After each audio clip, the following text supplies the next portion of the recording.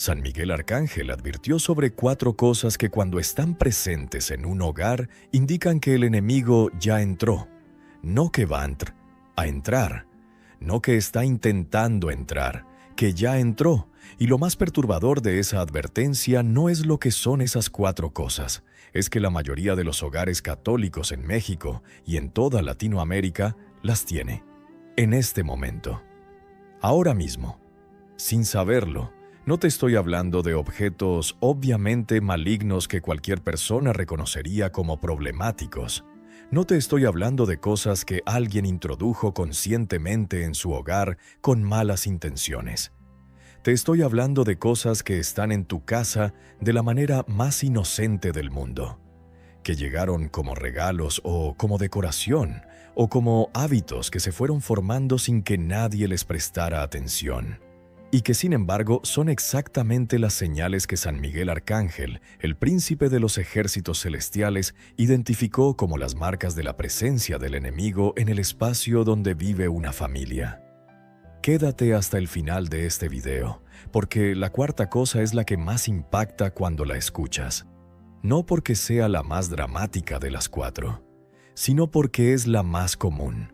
La más presente en los hogares de personas completamente devotas que van a misa cada domingo y rezan el rosario cada noche. Y la más difícil de soltar precisamente porque se ha normalizado tanto que ya nadie la cuestiona.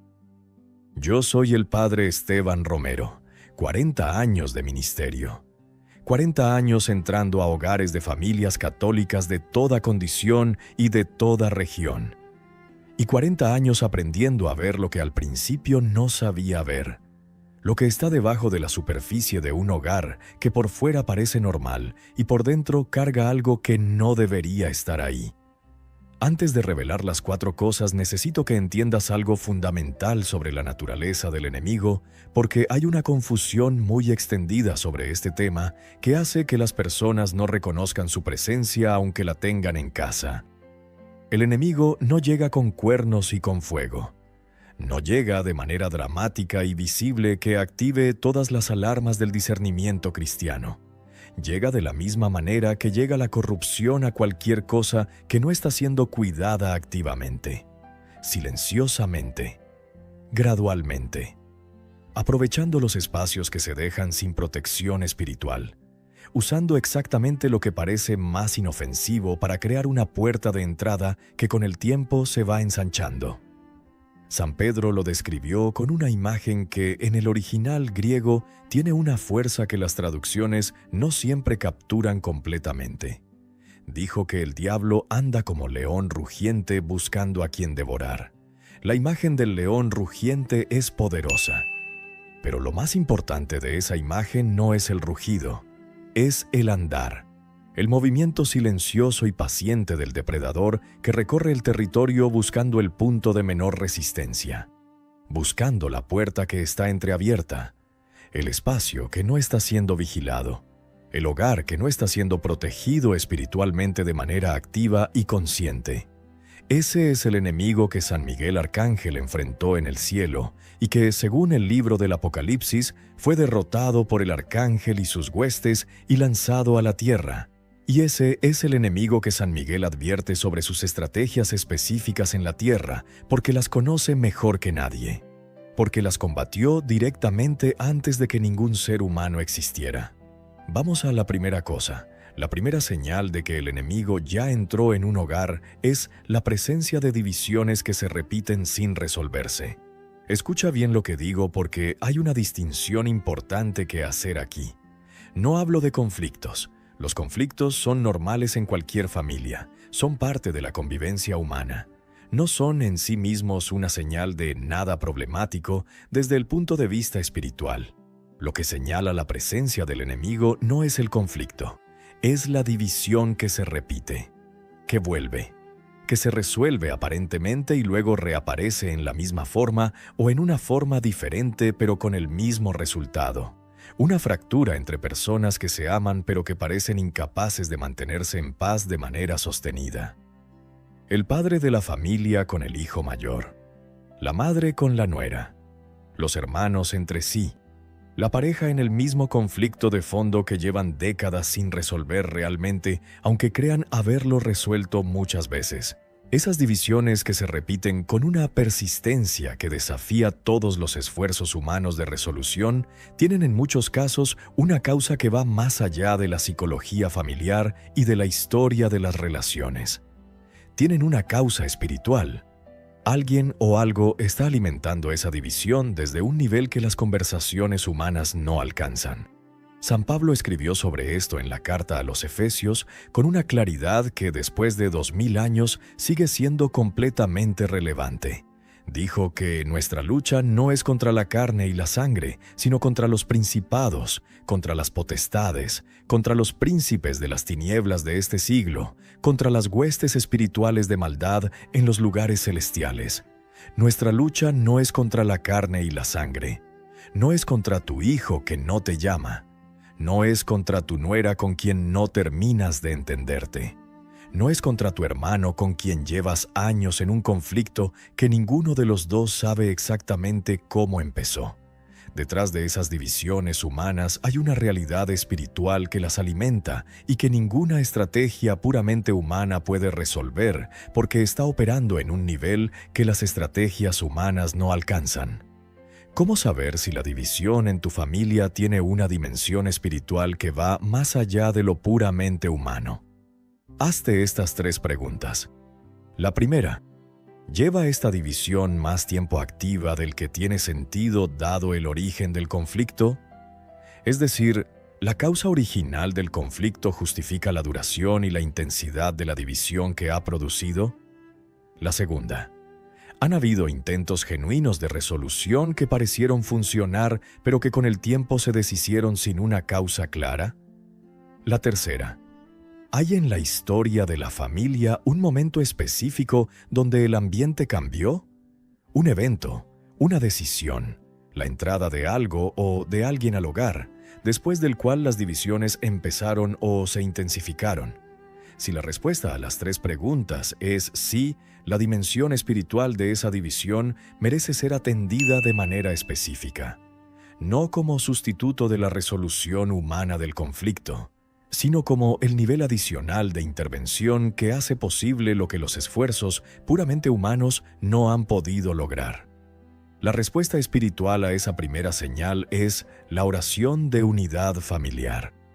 Rezar específicamente por la unidad de la familia con la conciencia de que detrás de la división hay una fuerza que la alimenta y que esa fuerza no puede resistir la oración unida de los miembros de la familia, aunque solo sea un miembro quien rece porque los demás no quieren.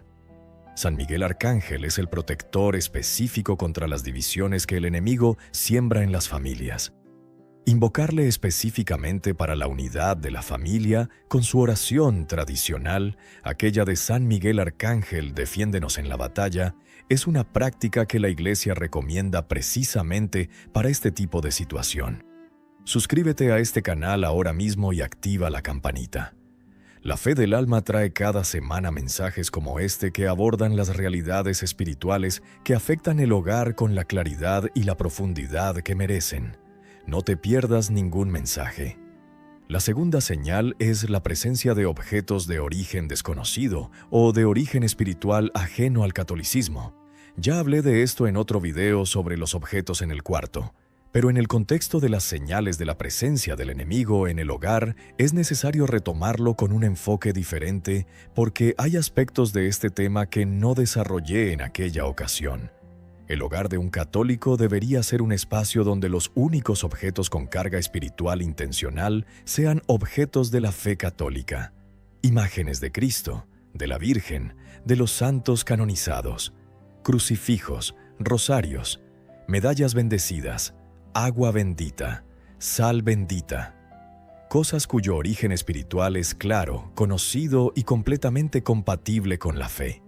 Cuando en ese espacio hay objetos cuyo origen espiritual es diferente, se crea una situación que la teología llama sincretismo espiritual.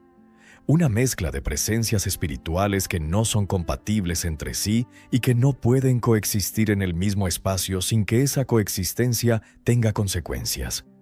No te estoy hablando solo de los casos obvios. No te estoy hablando solo de altares de prácticas esotéricas o de objetos claramente asociados con el ocultismo que cualquier católico reconocería como incompatibles con su fe. Te estoy hablando de los casos que no son obvios, los que se cuelan en el hogar de la manera más inocente del mundo. La figura de Buda decorativa que alguien trajo de un viaje y que se puso en el estante porque quedaba bien estéticamente.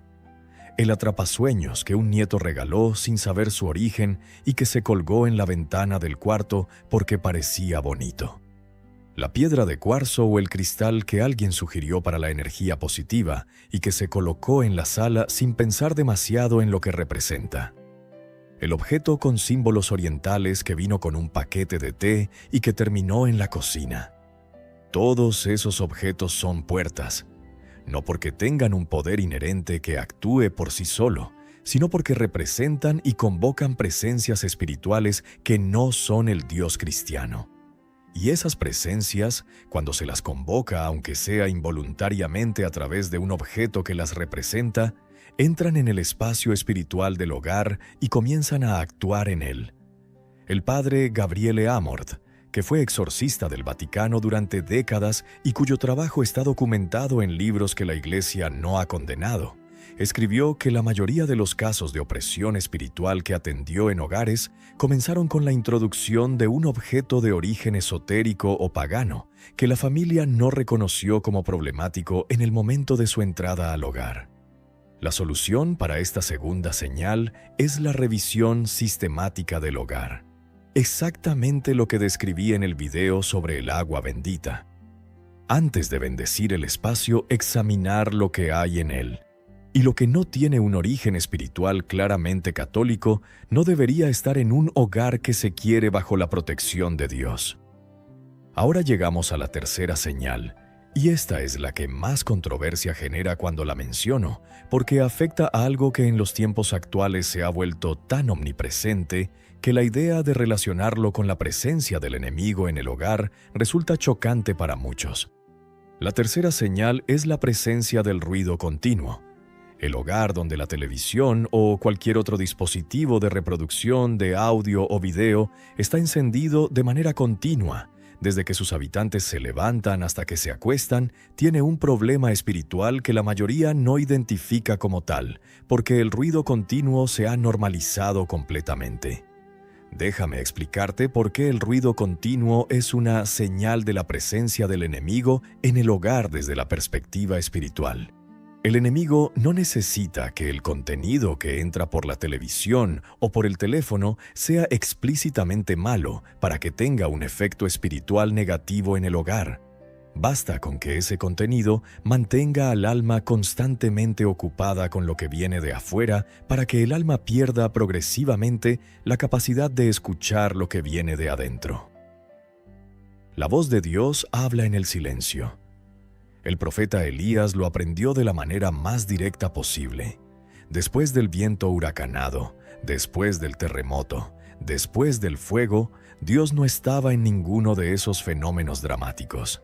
Estaba en el silbo apacible, en la voz queda y delicada que solo puede ser escuchada cuando todo lo demás se calla. El hogar sin silencio es el hogar donde esa voz no puede ser escuchada. Y el hogar donde la voz de Dios no puede ser escuchada es exactamente el tipo de hogar que le conviene al enemigo, no porque el enemigo haya introducido el ruido directamente, sino porque el ruido continuo hace por él exactamente lo que él necesita que se haga. Mantiene al alma alejada del silencio donde Dios habla. He entrado a hogares de personas mayores de 60 años que describían una inquietud persistente que no sabían cómo nombrar. Una dificultad para orar que no entendían porque querían orar, pero no podían concentrarse. Una sensación de estar constantemente ocupadas, aunque no estuvieran haciendo nada particularmente importante. Y cuando prestaba atención al ambiente del hogar, invariablemente había ruido. La televisión encendida en la sala, la radio en la cocina, algún dispositivo sonando en algún cuarto. Le preguntaba a la persona desde cuándo era así, y la respuesta más común era: siempre ha sido así. O lo pongo para no sentirme solo. Para no sentirme solo. Eso revela algo profundamente importante. El ruido continuo en el hogar de la persona mayor es en muchos casos un intento de llenar el silencio que en esta etapa de la vida puede sentirse como sinónimo de soledad. Y ese intento de llenar el silencio con ruido es completamente comprensible desde el punto de vista humano. Pero espiritualmente produce exactamente lo contrario de lo que la persona busca. En lugar de llenar el vacío, lo profundiza porque desplaza al único que puede llenarlo genuinamente.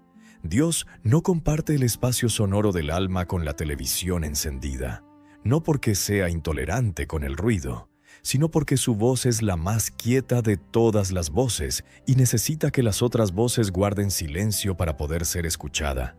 Si esto que estás escuchando está tocando algo real, comparte este video ahora mismo, con esa persona que conoces cuya casa nunca está en silencio. Con ese familiar que tiene la televisión encendida desde que amanece hasta que anochece. Con alguien que llevas tiempo sintiendo que necesita escuchar esta verdad, aunque no la esté buscando activamente. Comparte este video ahora.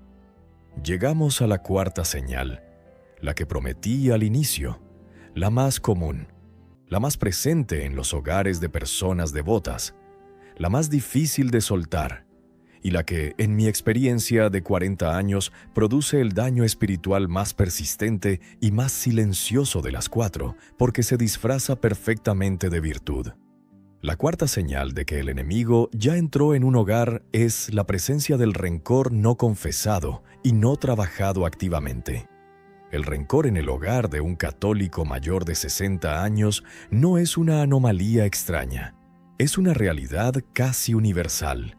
No porque las personas mayores sean especialmente rencorosas, sino porque a los 60, a los 70, a los 80 años hay una cantidad de historia acumulada que incluye inevitablemente heridas que se hicieron y que no se sanaron completamente, traiciones que se sufrieron, injusticias que no se resolvieron, personas que hicieron daño y nunca pidieron perdón, personas a quienes se amó y que decepcionaron de maneras que todavía duelen aunque hayan pasado décadas.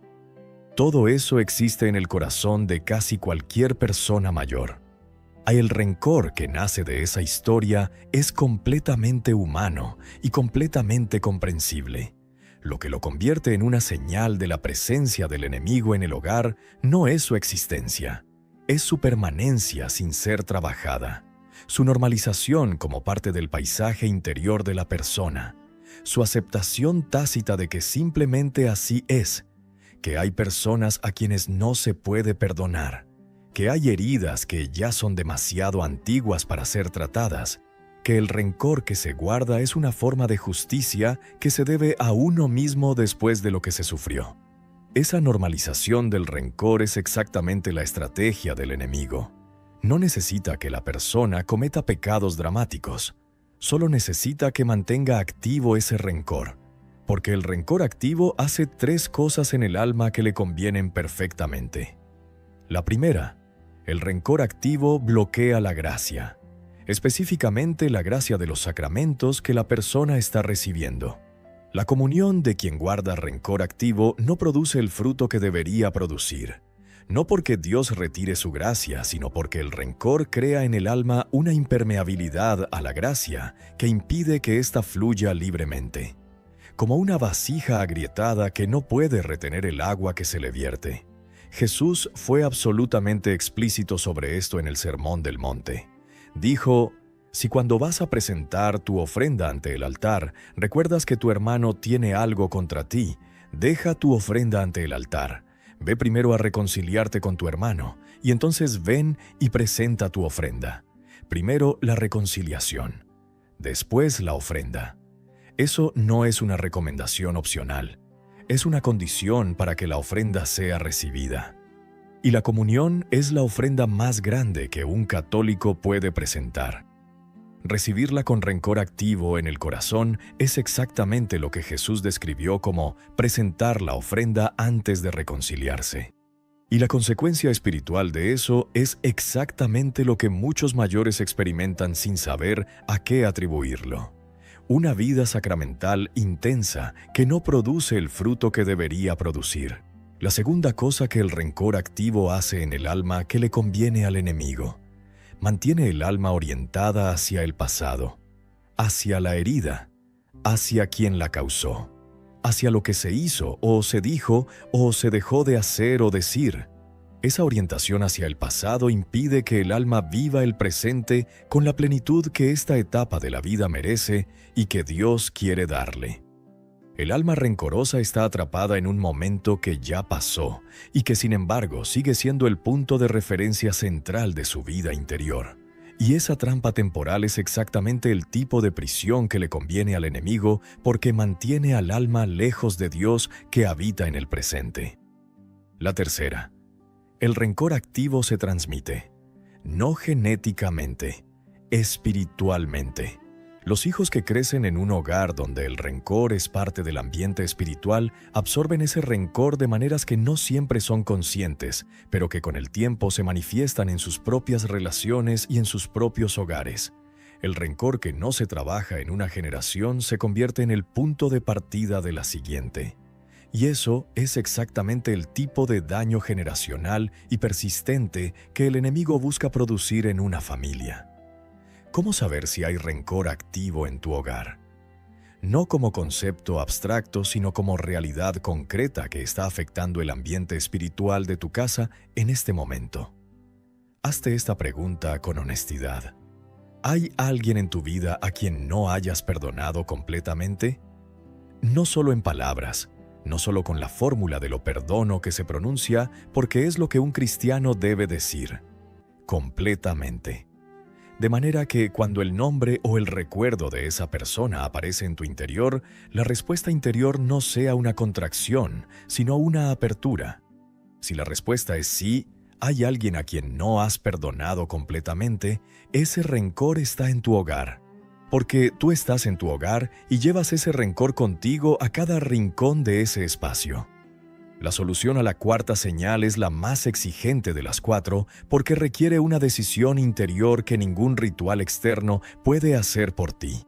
Requiere la decisión de perdonar, no el sentimiento del perdón que a veces llega y a veces no. La decisión. El acto de voluntad que dice, yo elijo no seguir alimentando este rencor. Yo elijo soltar esta herida aunque todavía duela.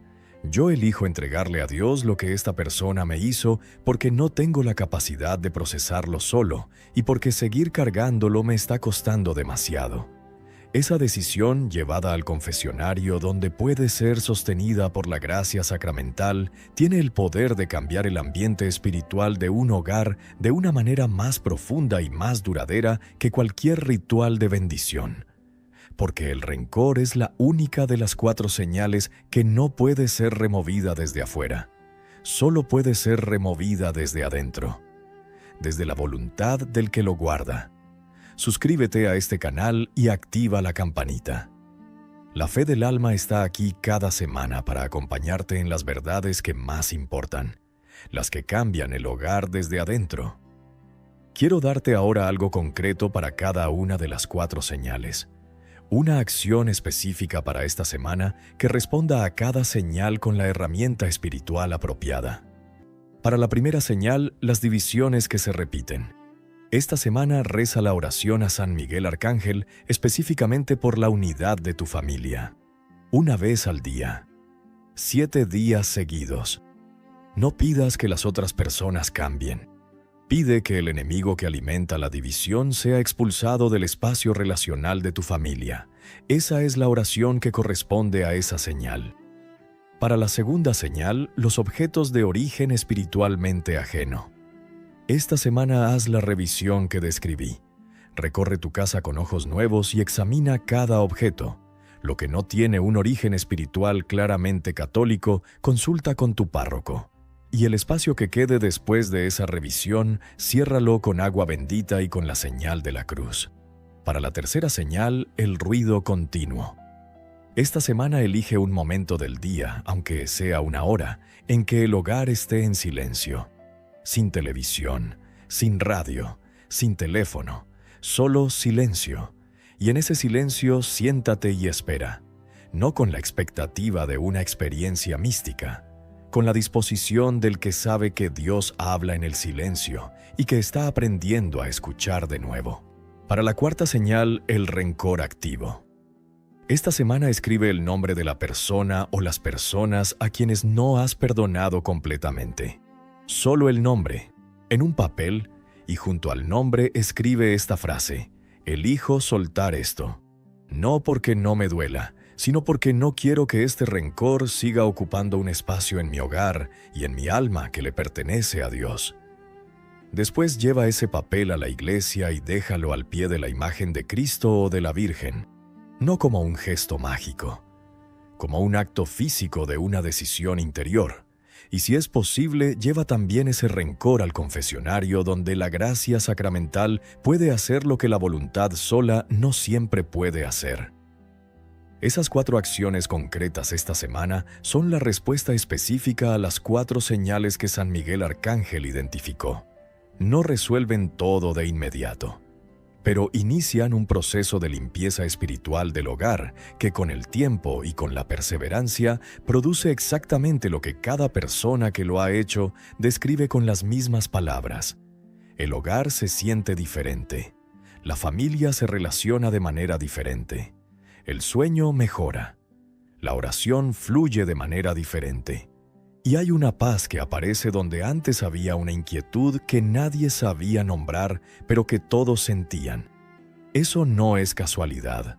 Es la consecuencia natural de un hogar donde el enemigo ha sido identificado y desalojado mediante las herramientas específicas que la fe católica pone a disposición de quienes las conocen y las usan con fe.